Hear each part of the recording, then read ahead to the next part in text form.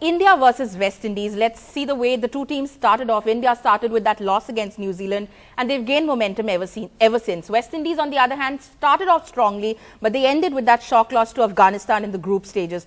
The two contrasting way the two teams have made it to the semis, how do you think that plays when they get into the semi-final? Yes, I think that's a very good and interesting point.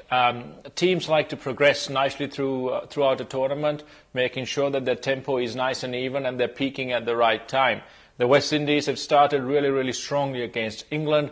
Then they've kind of had an up and down 3 games. With Sri Lanka, they started towards chasing a somewhat smallish target on a very good wicket. Against South Africa, it was a tough wicket, but they again really struggled. And against Afghanistan, they looked a very, very ordinary side in their chase.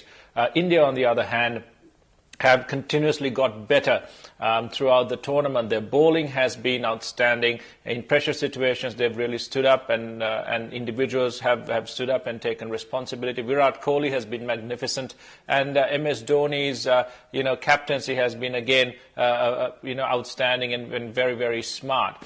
Going into a semi-final, of course, both sides will take positives. Positives for the West Indies will be in their batting and the strength of their batting and the fact that Chris Gayle is back.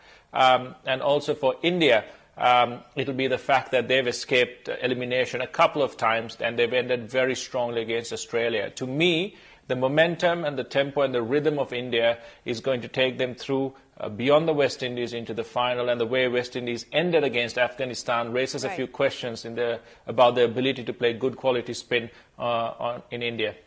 All right, okay, so Kumar's money at the moment is with India. Dino, on to you. We heard Chris Gayle there saying he's ready, for anything that's thrown at him in that game against India. Are the West Indians over-dependent on him? Well, hello everyone. Yeah, they do. They are a little bit. You've got Fletcher's only scored 106 runs. You've got Gale scored 104. He's only had a couple of knocks here. He struggled badly in the Pakistan Super League. Didn't make any runs there and went home.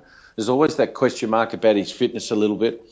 But I think really what Kumar was trying to say, and I agree with all these points that he's made, these two teams have got it's not so much about their batting as much as Chris Gayle is brilliant. It's about their bowling. Right. That's the reason why they've got there. They're both teams that bowl beautifully. And the point is now how they match up. And, they're an awkward team to match up on, West Indies, because they've got Sulman Ben and Badri doing well. Russell's always getting wickets. Bravo's annoying. Braithwaite chips in all the time. So it'll be really interesting to see the strategies. Will they bowl Ashwin to Chris Gayle in the first over?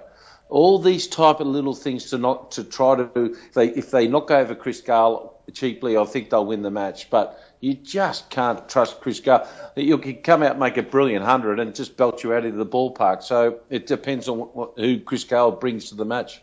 Right. Kumar, back to you.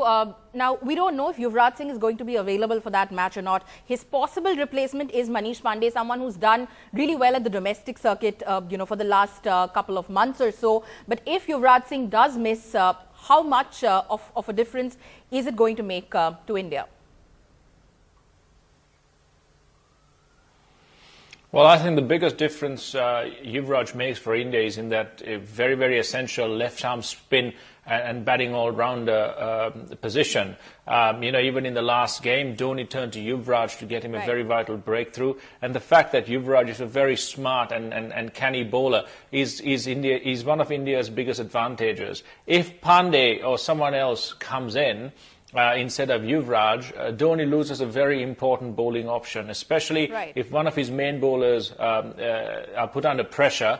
Then he doesn't have that dependable left-arm spin to fall back. And also, even though Yuvraj looks very scratchy and not at his best in this tournament and in the tournaments leading up to this, he still has the ability to hit that explosive innings of maybe a 30 or a 40 of very few balls. So in a tight situation against good medium pace that the West Indies has, Sulaiman, Ben and Badri, Yuvraj against that kind of attack can be a very potent force. Of course, if the bowling for the West Indies, there's no one capable of hitting that high 140s in pace or anyone capable of being termed an exceptional spinner. So it's going to bother India a lot in the terms more probably with his bowling, but also in that explosive innings.